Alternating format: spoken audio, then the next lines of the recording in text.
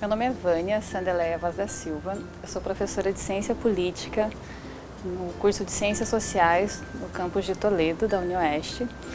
Eu fiz Ciências Sociais na Universidade Federal do Paraná, mestrado e doutorado em Ciência Política na Universidade de São Paulo.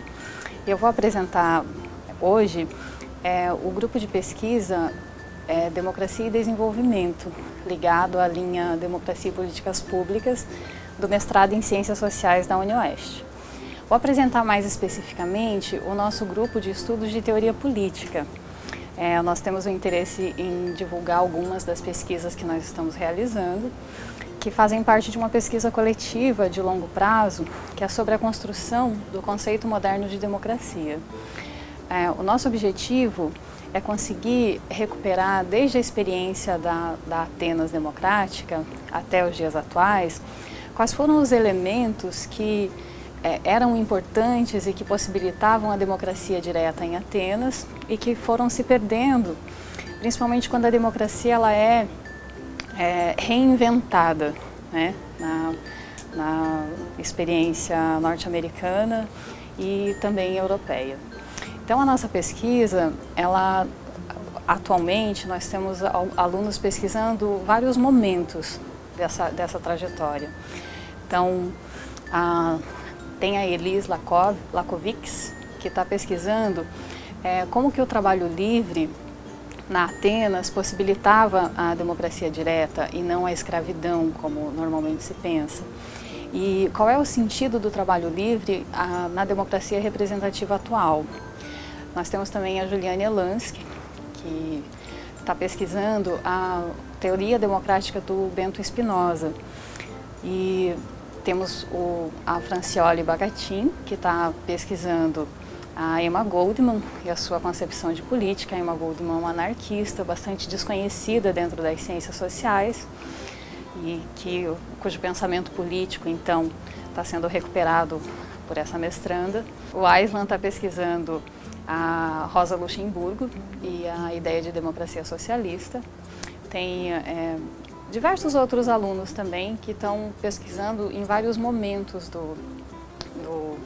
desse desenvolvimento do conceito de democracia, como é que a gente chegou nessa democracia representativa, esvaziada e não substancial que nós temos hoje, que também é importante, mas a nossa proposta é conseguir entender o que aconteceu nessa reapropriação da democracia que impediu que ela fosse substantiva. O que a gente quer dizer com democracia substantiva? Uma democracia que ela inclua, além da questão da igualdade, além da questão da liberdade, a questão da igualdade, ou seja, que a participação ela possa realmente alterar a situação de classe. Então, a pensadora principal que embasa a nossa pesquisa é Ellen Menksis Ud, e a nossa metodologia, ela foi chamada pelo Neil Wood, que é o criador dela, de História Social da Teoria Política. Ela foi chamada pela Ellen Wood, que era esposa do Neil Wood e fez diversos estudos a partir dessa metodologia de contextualismo sócio-histórico, mas nós, no grupo de pesquisa, resolvemos chamar de contextualismo social. A proposta foi do professor Geraldo Magela Neres. Por que chamar de contextualismo social? Porque o social, dentro dessa perspectiva, ele é entendido em sentido amplo. Não o econômico é importante, mas não é a única variável importante. Entra a questão da economia, da cultura, da ideologia, da política, todos os aspectos sociais, ou social em sentido amplo. Então, como ler esses autores da teoria política? Porque como é que a gente vai se apropriar do que foi pensado sobre democracia? Lendo os autores de teoria política. Mas como fazer essa leitura? Nós optamos por fazer a partir do contextualismo social, que é a proposta do Neil Wood e da Ellen Wood.